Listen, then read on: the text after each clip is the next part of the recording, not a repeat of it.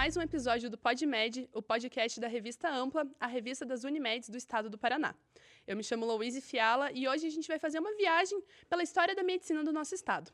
E para isso eu recebo aqui o curador do Museu da História da Medicina do Paraná, que está localizado dentro da Santa Casa de Curitiba, Fábio André Chedid Silvestre. Seja muito bem-vindo e muito obrigada por topar esse convite. Obrigado pelo convite, obrigado à Unimed. Bom, Fábio, a Santa Casa ela é o primeiro hospital, né, de Curitiba, foi inaugurado lá em 1880. E de que forma que esse marco histórico se relaciona com o museu? Teve algum espaço que já foi pensado especificamente para receber esse museu, esse acervo? Como que é essa história? Bom, a história da Santa Casa de Curitiba se confunde com a história da cidade propriamente, porque ali, quando da emancipação política do Paraná no 850, Curitiba ainda era uma cidade pequena, tinha aí quase 4.500, 5.000 habitantes, mas porque se tornou capital do estado, acabou precisando desenvolver uma comunidade, uma sociedade de pessoas que começaram a ter responsabilidade sobre várias áreas, das quais a saúde era uma delas. Além disso, naquele período do 850, uma crise sanitária de cólera se avizinhava, acontecia no Brasil em vários lugares, e se avizinhava do Paraná, de Paranaguá, que era a principal cidade, e depois subindo a serra, Curitiba. Então, essa comunidade começou a perceber a necessidade de organizar serviços de saúde. Eram pessoas que vinham de toda a sociedade curitibana, comerciantes, enfim, pessoas da igreja, dos clubes, das agremiações da cidade, e que daí instituíram, lá no 853, salvo engano de data, a Irmandade da Santa Casa. Então lá foi o tempo da instituição dela. Mas o prédio, o hospital, o ícone é, como você falou, de 1880. Você vê o tempo que foi necessário para que um hospital com essa característica pudesse ser construído. E, claro, também em 1880, Curitiba, já com seus 30 anos de idade, cresceu rapidamente. Já estava próxima de 40 mil habitantes, então teria crescido 10 vezes em termos de população, então certamente a saúde era uma questão. Tudo começou ali ao lado da catedral, no Marco Zero, ali na Praça Tiradentes, e num prédio que agora é um edifício já dos anos 50 construído, mas ali do lado da catedral é que se instituiu o primeiro local onde se faziam os atendimentos médicos e a primeira reunião desses grupos, da Irmandade, enfim. E a Santa Casa ainda está lá no mesmo lugar, está operando forte, não é, como um hospital muito profissional e referente, e já por 10 gerações de médicos e pacientes desde esse tempo. Então, a nossa observação dali como vamos dizer assim, um lugar que você observa a cidade crescer ao redor, ainda é muito valiosa para aquele lugar como um museu. Sim. Embora um museu não se confunda necessariamente com um local, ele pode estar sediado naquele local, mas ele pode ter outras sedes, outras formas de apresentação. Depois a gente vai falar sobre museu virtual e etc., né? Mas ele continua ali como um prédio importante, o quarteirão todo sendo sempre alocado como o melhor hospital capaz de existir no momento. A pandemia foi um teste forte para isso, porque tanto ali como em outras unidades da Santa Casa foram utilizadas no combate à crise, à pandemia muito intensamente, e foi super profissional. Então essa questão de um hospital que é histórico do ponto de vista do prédio, tão antigo quanto a cidade, em termos do centro formado, e tão moderno quanto você possa imaginar, porque se você tiver algum problema, você vai querer ser atendido lá ainda como um lugar de confiança. Né? Bom, é uma história que se confunde até com a história da cidade, como você bem pontuou. E assim, há quantos anos o museu está ali e de onde que surgiu realmente a ideia de criar esse museu para contar a história da medicina? E houve algum olhar assim, esse espaço aqui caberia bem? Da onde que surgiu realmente essa intenção de ter um museu ali dentro da Santa Casa? É uma boa história, porque a formação de um museu e a credibilidade que ele tem se originam das intenções das organizações, dos instituidores, e essa firmeza do caráter do museu vem em razão disso. Então são duas histórias que convergem. Sempre estiveram juntas, mas para a ação do museu, elas tiveram seus próprios caminhos. Então, o Museu da História da Medicina no Paraná, ele é uma organização que funciona dentro do espaço do prédio da Santa Casa de Curitiba, mas a parceria institucional é da Irmandade da Santa Casa com a Associação Médica do Paraná. Uhum. A Associação Médica é de 34, salvo engano de data, e ela é fundada dentro da Santa Casa por essa elite de médicos daquele período. Então, desde aquele período até agora, há uma elite médica, elite no sentido dos melhores profissionais Sim. em cada área, em cada especialidade. Elas vão mudando ao longo do tempo, algumas permaneceram, outras não. Você pensa na Santa Casa como um hospital que tinha todas as especialidades em 880, 890, até a questão psiquiátrica ali. Isso vai se especializando e se mudando de sedes e tal. Então, essas duas organizações, a Irmandade e a Associação Médica do Paraná, cada uma veio do seu caminho. A Irmandade cuidando do prédio, restaurando o prédio no início do século XXI, tornando ele útil, porque ele é uma unidade de interesse de preservação, Sim. uma UIP. E então ele é preservado pelo patrimônio de Curitiba, é um prédio então referente para a cidade. Ele tem suas limitações de uso em função disso, mas também pode ser destinado para uso cultural. Então isso foi indutivo no sentido de que ali caberia uma atividade de museu, né? Pelo menos no limite do que o prédio é útil hoje. E uma coisa muito importante é a história na Associação Médica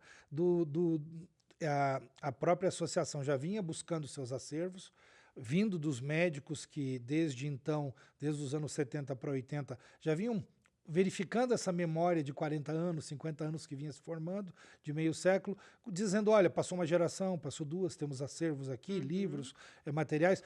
Como podemos guardar isso? Como que a nossa história, que agora já não é tão recente, pode ser preservada? Então a associação veio à sua maneira guardando isso.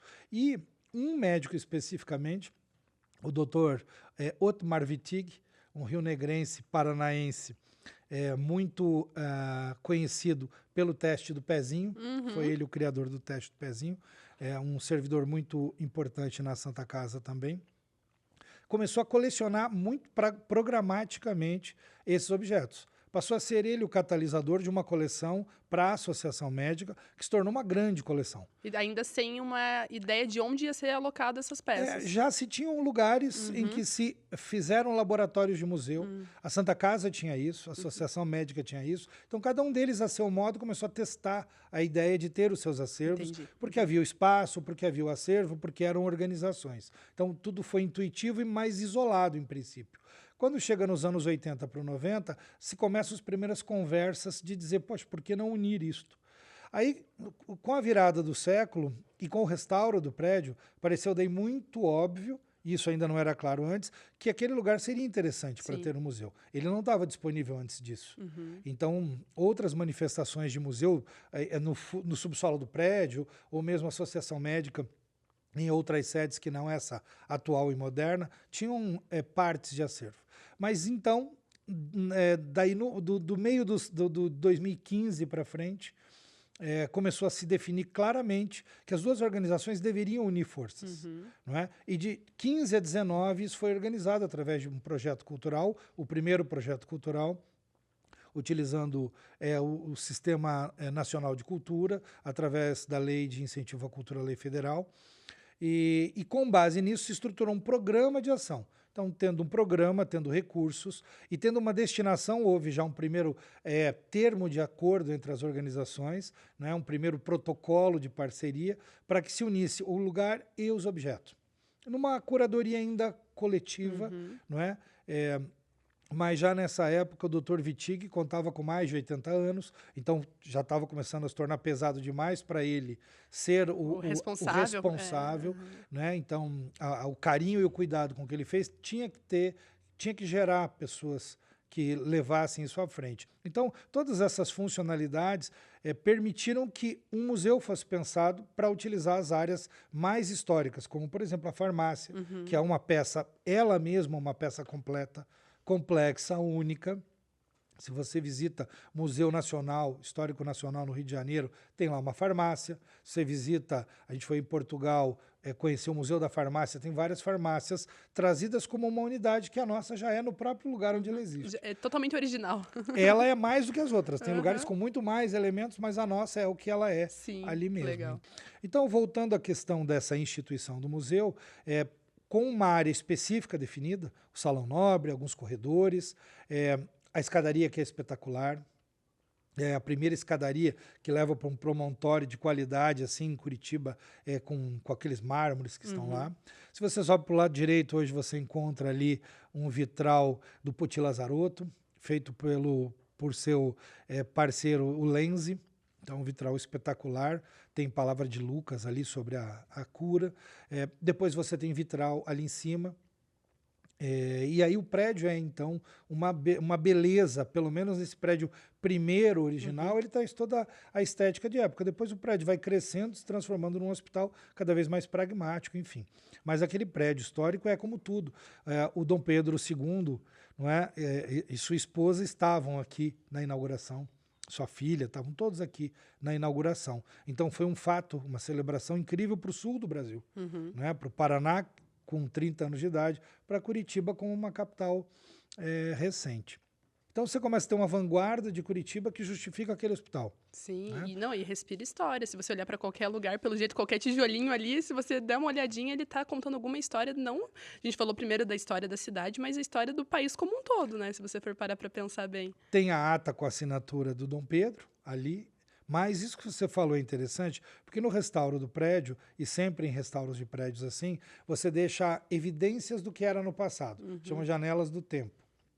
Então essas evidências guardam as linhas estéticas, arquitetônicas, os materiais que estão na origem daquele prédio e que são preservados depois, mas já com uma estrutura fechada. Então aquela amostra fica ali, você tem janelas nesse processo todo de percurso que você faz ao museu hoje, né, deixado programaticamente para educação patrimonial, para conhecimento, para os técnicos saberem o que tem ali, mas para as pessoas entenderem do que é feito, porque não são mais as mesmas técnicas, né? Pois é. Bom, Então, daí você comentou um pouco sobre a questão da farmácia, sobre esses elementos históricos, e assim, esse acervo hoje que existe dentro do museu, que tipo de peças que as pessoas podem encontrar ali?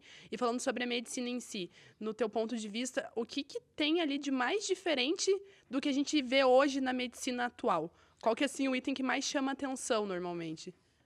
eu acho que é a maleta do médico.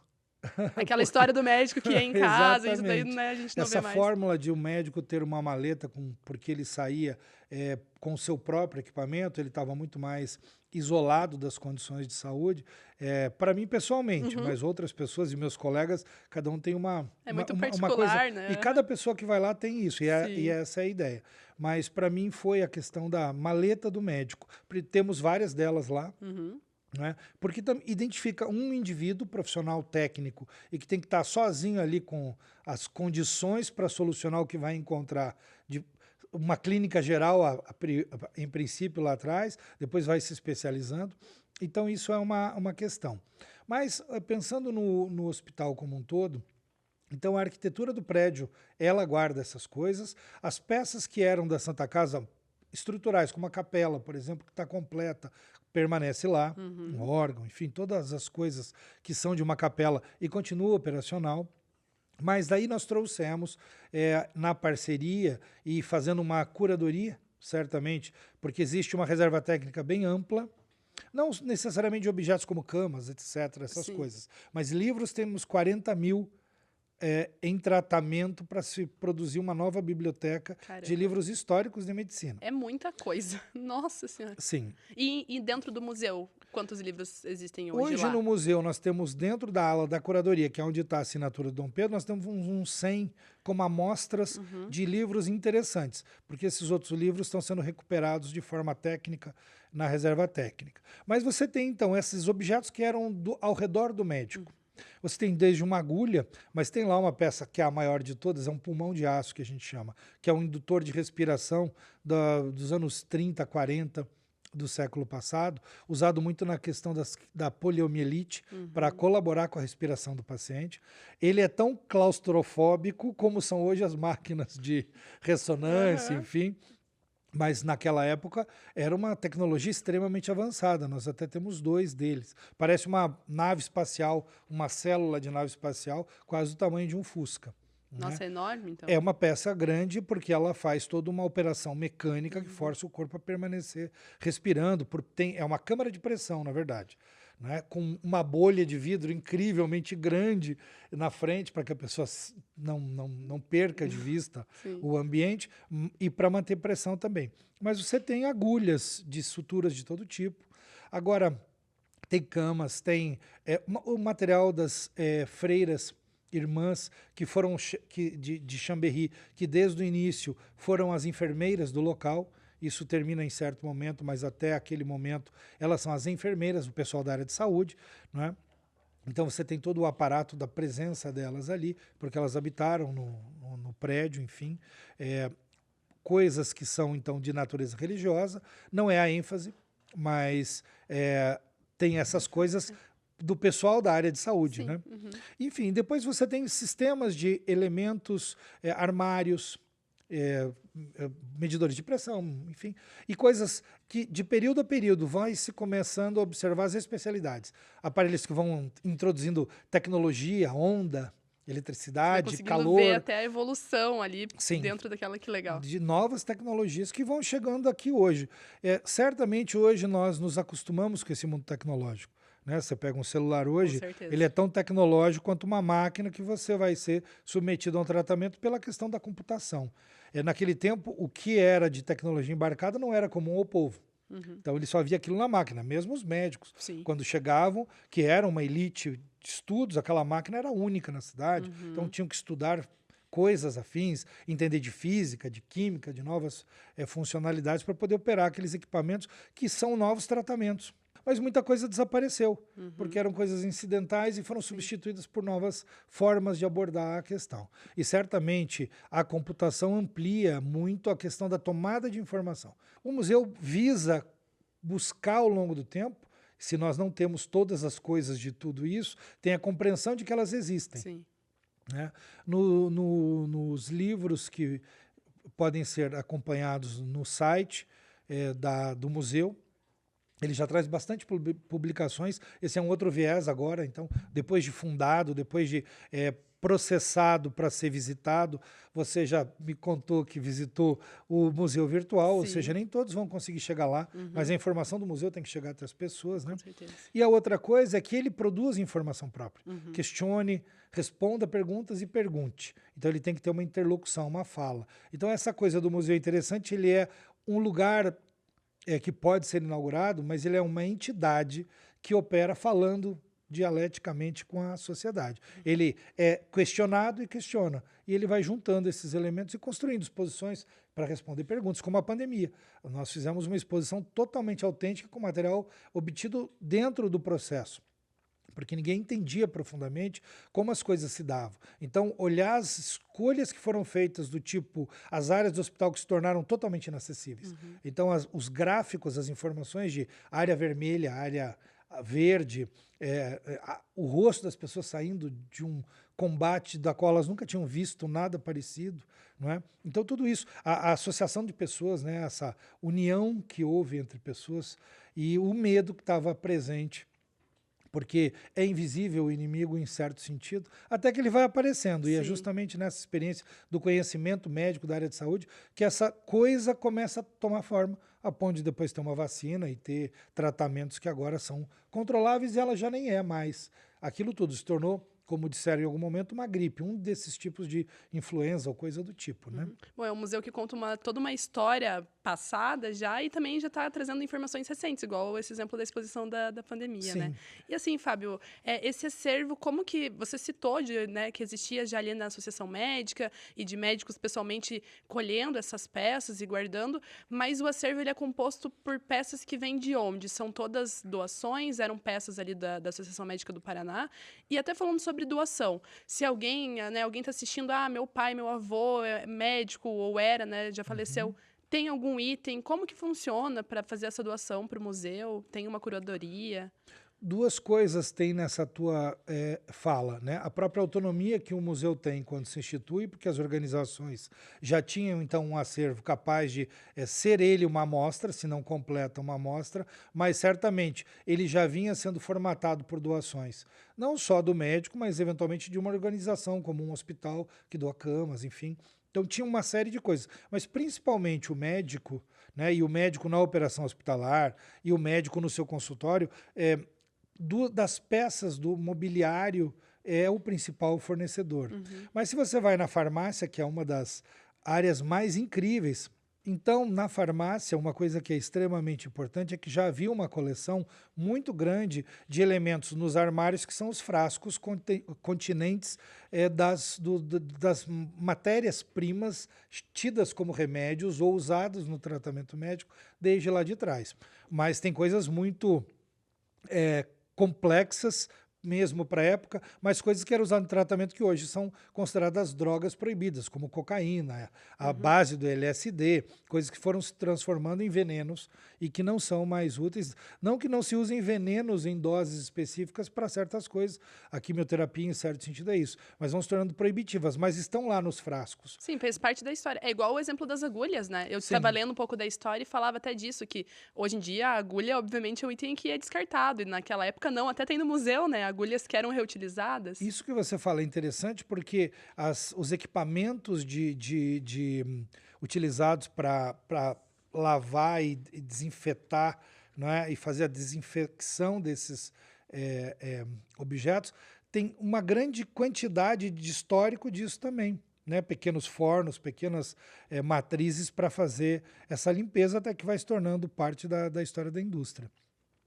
Então, esse material que está na farmácia ainda deve ser agora nesse processo que temos com a universidade, com as universidades, pesquisas específicas acerca do acervo. Essa é uma outra coisa que acontece lá no museu hoje. Ele é objeto de pesquisa das universidades, abrir frascos para observar o estado atual daquele produto, porque eles acabaram guardando por todo esse tempo aquele material.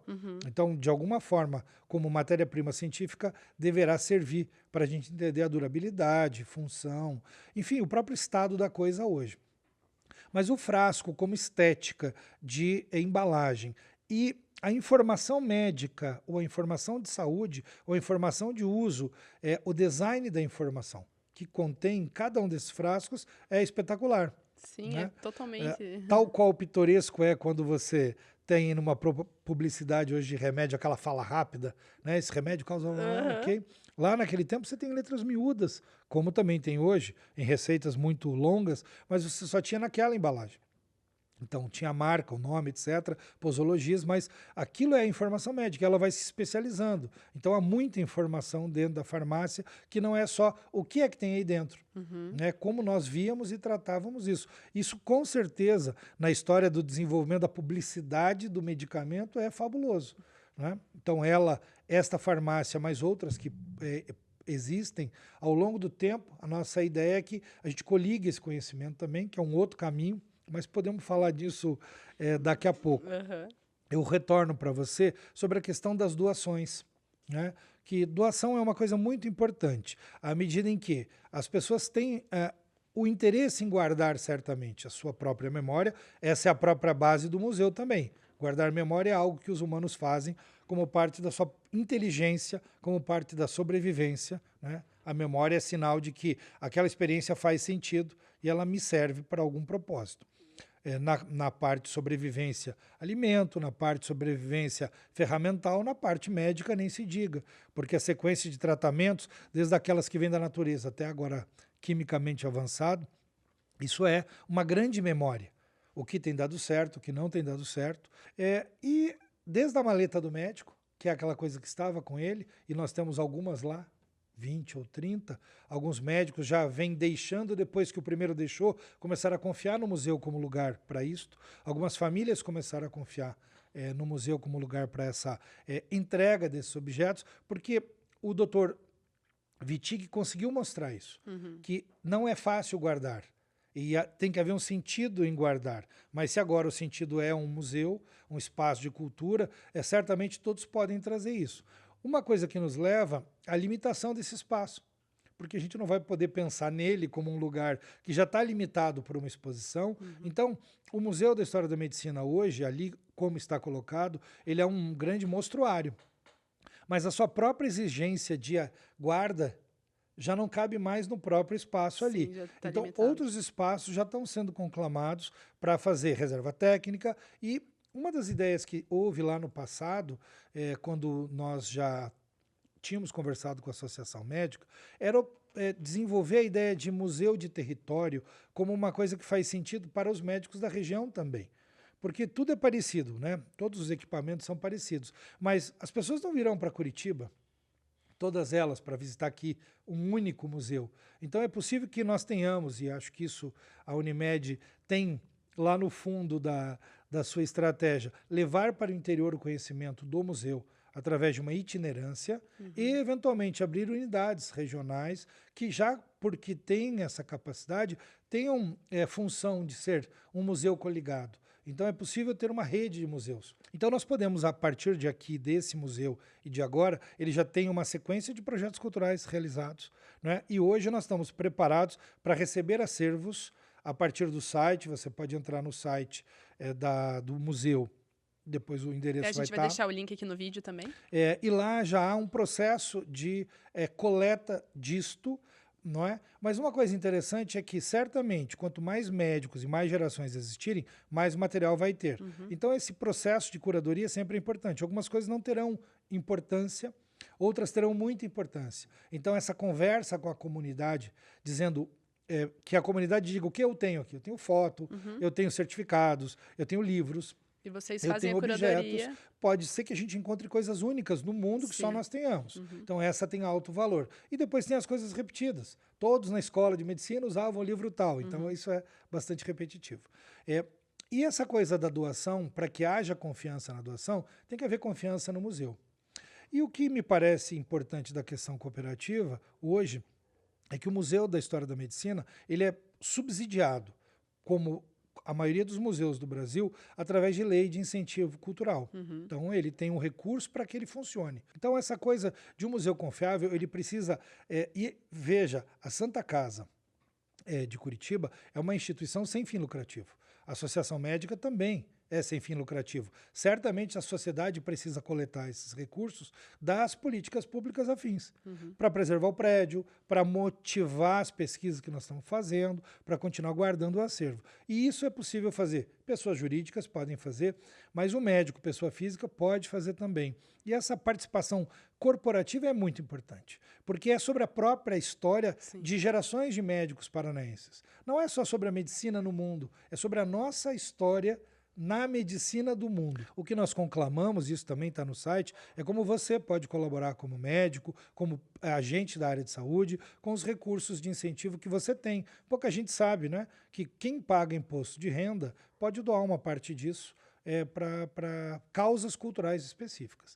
E certamente, ao longo do tempo, para cuidar de um prédio que não é trivial, estamos falando de alguns milhões para cuidar do prédio, alguns milhares de dinheiros para manter o museu. Você imagina que, depois que se começa uma causa como essa, nós temos lá 40 mil livros em tratamento. Quase ninguém tem isso no Brasil. Isto tem um custo técnico de manutenção, de guarda e de cuidado que precisa ser compartilhado coletivamente. Cooperar esse custo de investimento é fundamental. Então, certamente, e claro, o museu está chegando agora, e agora que ele está mostrando confiança para tratar dessas questões com a comunidade, mas a Unimed certamente é um agente de cooperação nesse processo muito grande.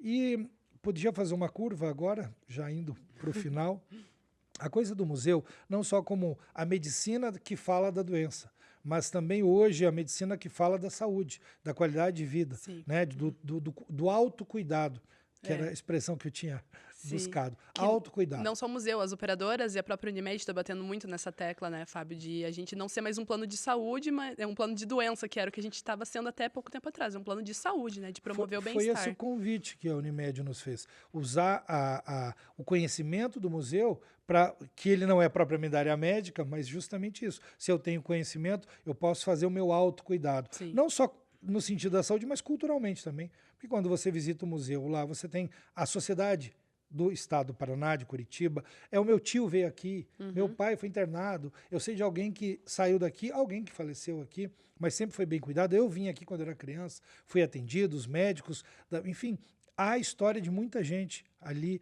nessa preocupação com o tratamento das doenças, mas agora, muito claramente, com esse autocuidado para a saúde, né? E você falou um pouco sobre as visitas ali, principalmente o tour online, que era uma coisa que a gente tinha até conversado antes. Como que funcionam as visitas, então, ao museu, para quem se interessar e quem quer ir? E como que funciona esse tour digital também? Muito bom. Bem, o Museu da História da Medicina opera dentro da Santa Casa, que é um hospital em funcionamento. Então, a nossa operação de visita ao museu, ela é agendada, organizada para horários específicos, dentro de um procedimento muito específico, para que não se cause nenhuma interrupção no serviço hospitalar e para que a presença no hospital não afete a vida das pessoas que estão indo lá visitar. Só uma dúvida. Quando a gente fala de fazer uma visita ali agendada, ela precisa necessariamente ser em grupo, por exemplo? Ou pode ser assim, eu sozinha quero ir lá visitar? Também tem essa possibilidade? Não. Embora a visita seja dirigida e ela forme um grupo pelos horários de agendamento, individualmente você pode fazer a sua inscrição e não depende de você ter um grupo maior. Não é? Normalmente isso acontece porque grande parte das pessoas que têm ido são grupos que vão lá por motivos diversos, alguns a gente já falou, né? Mas individualmente sim, você pode ir, dentro dos horários disponíveis, você vai até acabar conhecendo pessoas, coisas que o museu faz, né?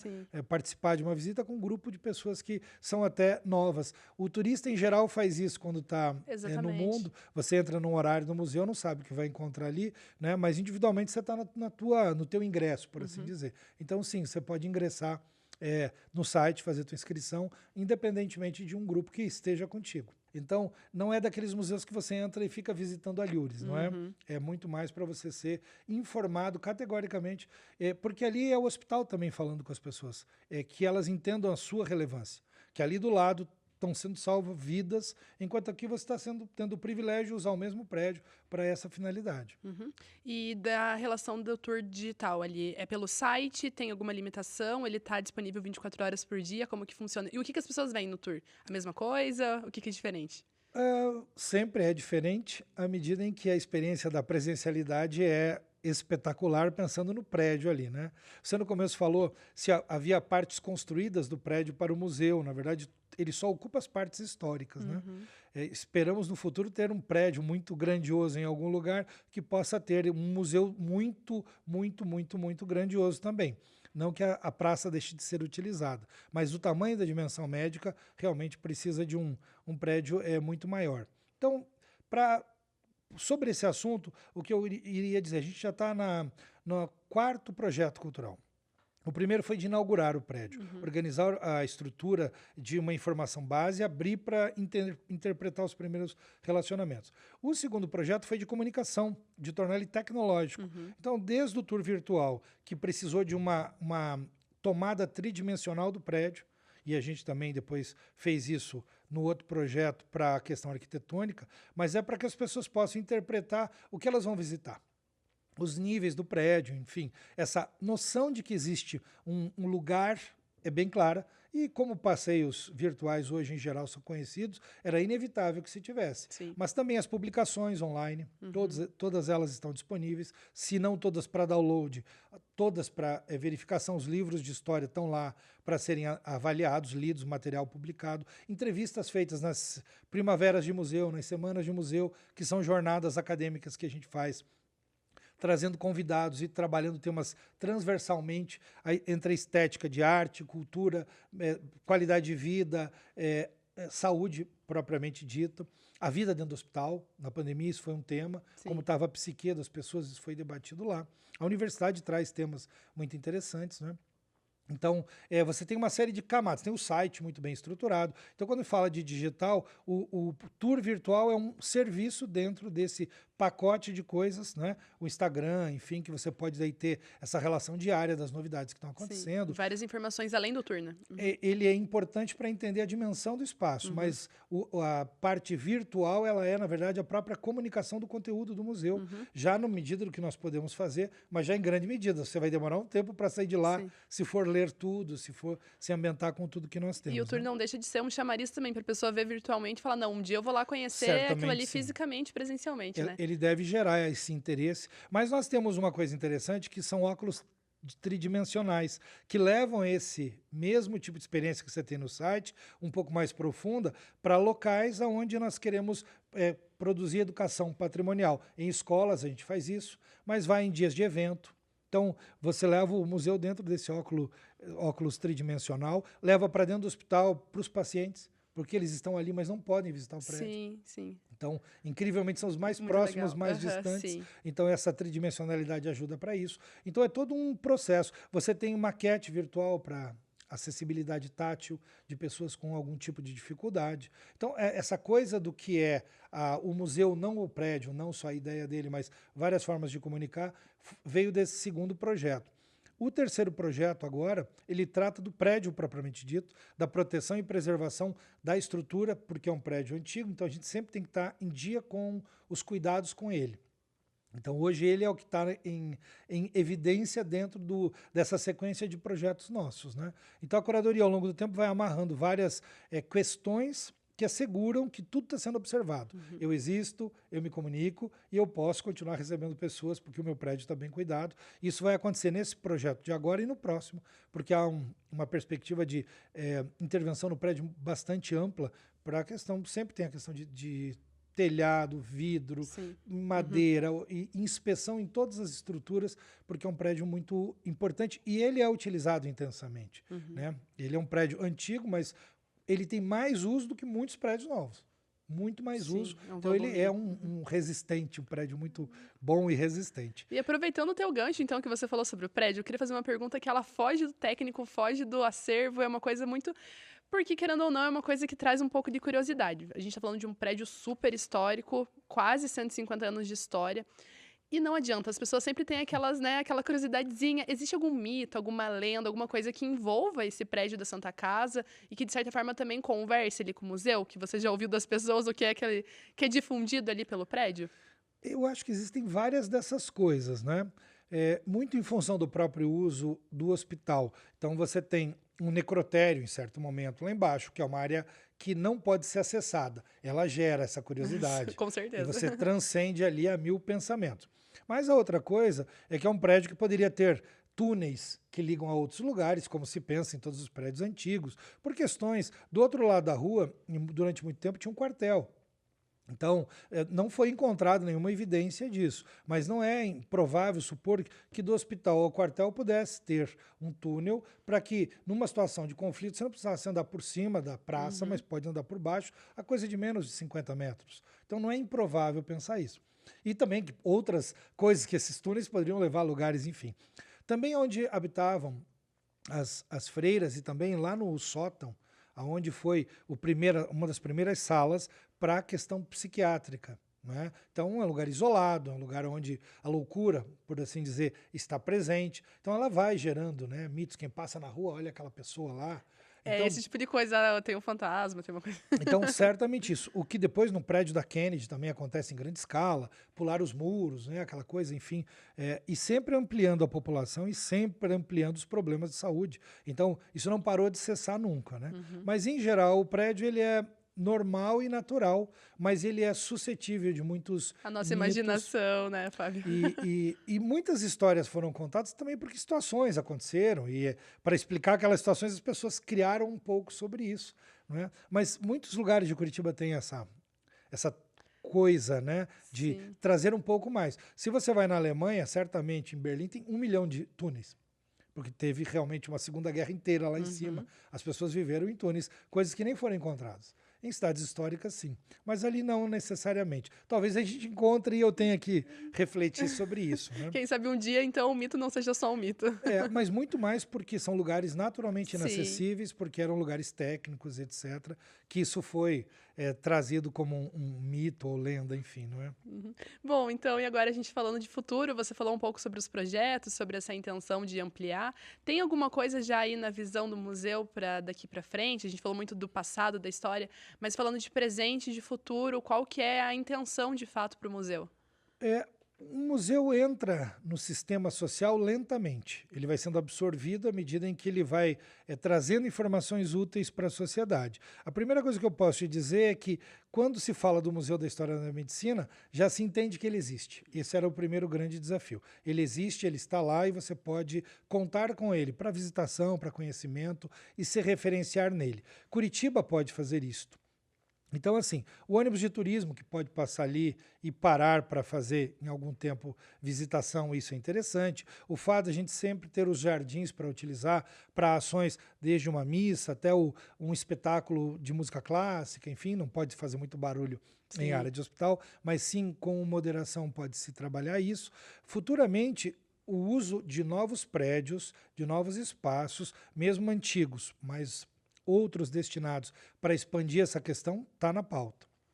Não é? Sair com exposições itinerantes agora provavelmente seja a nossa próxima ação, tanto como a ideia que a Unimed já nos apresentou como uma demanda, né, de levar o conhecimento para fora do prédio, Sim. não depender tanto do prédio para que as pessoas conheçam, é além do virtual, é também físico e também lá próximo. E uma experiência diferente também, né? Em que esse 3D óculos vai Sim. também, mas outras coisas vão, conhecimento vai, e ações de autocuidado vão também. Então, certamente, essa estratégia de ir até as pessoas está na ordem do dia. E ampliar cada vez mais o nível de complexidade do que a gente fala, né?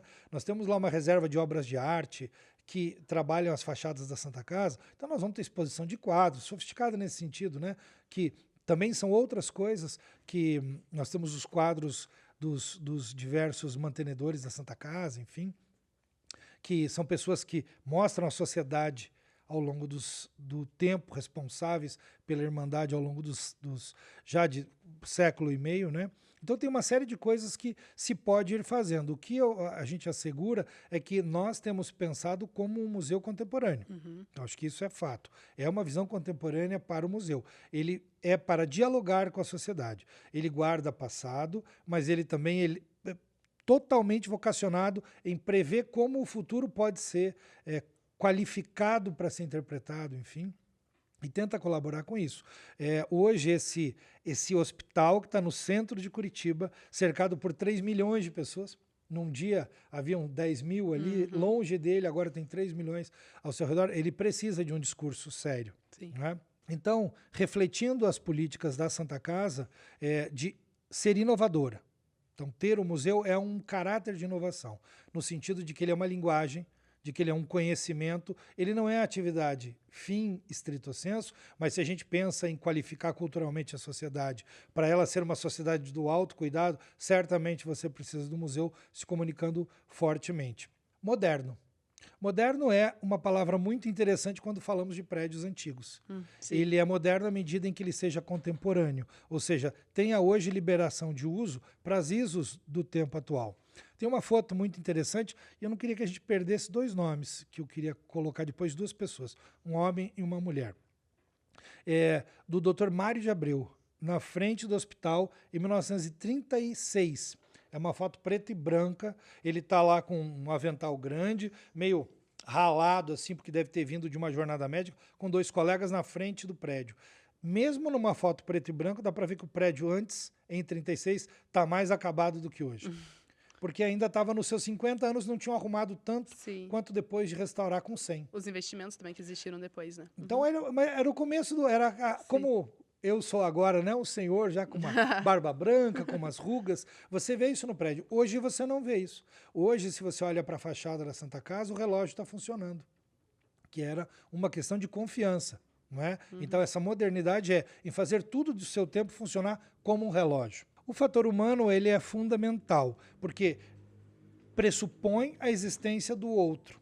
Não só porque eu tenho que fazer uma tarefa, porque eu faço essa tarefa, mas eu faço ela para o outro, para o próximo, no caso da Irmandade, porque tem a cristandade como um papel de cuidar do outro que é também meu próximo. Então isso é inevitável. E é humano à medida em que, sendo muito eficiente como médico, sendo muito eficiente como um local de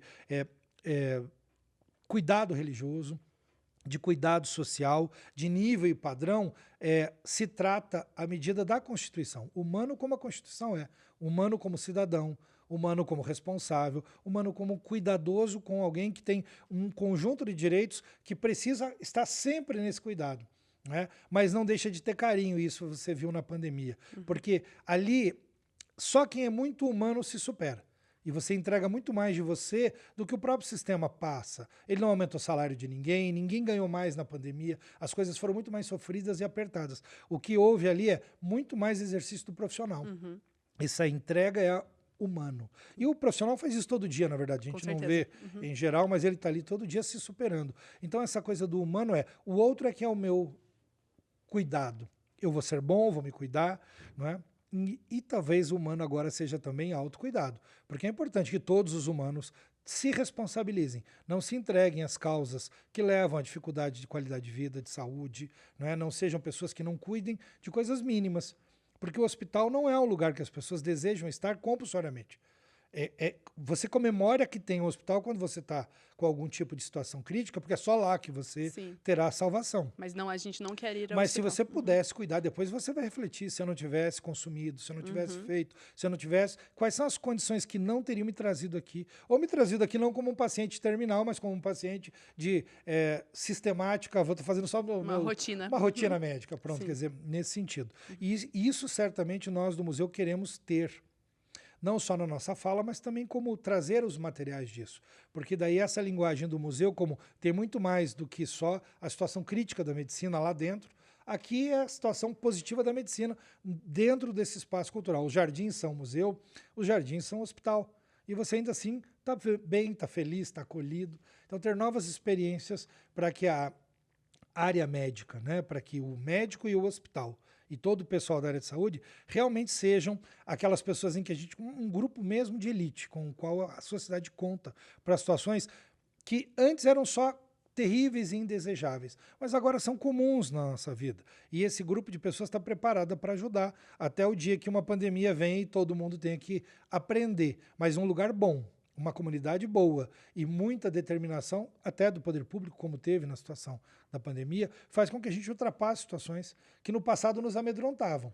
Agora, por mais circunstância de preocupação que se tenha, nós já temos sempre um caminho de autoconhecimento, de cuidado científico, para sair dessas situações críticas com melhor qualidade. E a gente espera que o museu reflita isso, não só no passado, como presente para frente. É realmente um show de história e, com certeza, quem for ao museu, quem tiver a oportunidade de ir presencialmente ou conhecer todas as informações que a gente vai deixar aqui também no podcast, na matéria. Ler os livros. Totalmente enriquecedor, né, Fábio?